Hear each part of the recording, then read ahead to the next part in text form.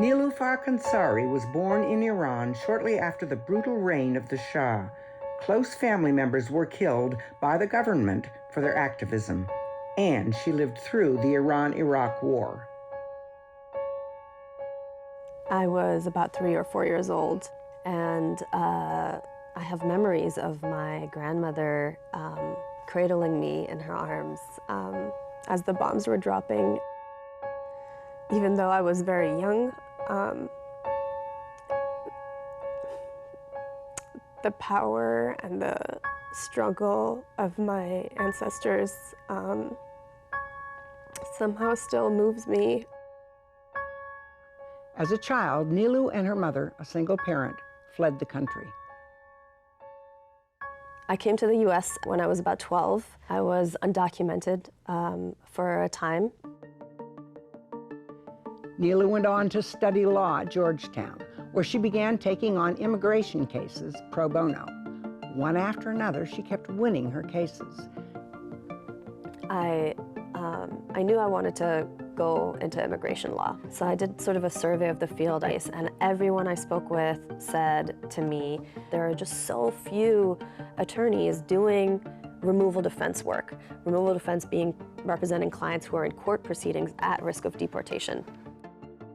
The court is set up that there's a judge, there's a government attorney responsible for enforcing and deporting the immigrant, and then there's the immigrant who has the right to bring an attorney, but has to pay for them themselves. And the costs go from $10,000 to $20,000 to get an attorney. So an immigrant newly arrived has to bear that cost themselves. Immigrant detention is an immigrant prison, often worse than prison for individuals in the criminal legal system, in other prisons. One, because there's no oversight, there's no due process. Immigrants have not been allowed outside of their cells, outside their rooms, for 23 hours a day. They don't have access to programs, classes. How long do these people stay in detention on average? Anywhere from 6 months to 8 years or longer. Wow. What do you think the hardest thing is of all this for them? The hardest part for people is the isolation. The isolation from their community, from their families, from their children. It's the dehumanization. Nilu saw an overwhelming need, which eventually led her to create Pangea Legal Services in 2013. Pangea does 3 things: direct representation of clients, community empowerment and education, and policy advocacy. In 2016, Pangea set out to launch a universal representation program specifically offering attorneys to immigrants in detention. So the cases that were the most difficult and challenging to win, every single one of them, that we have won at Pangea have been thanks to collaboration and the power of our community and the collectives that stepped in to lift up legally impossible cases.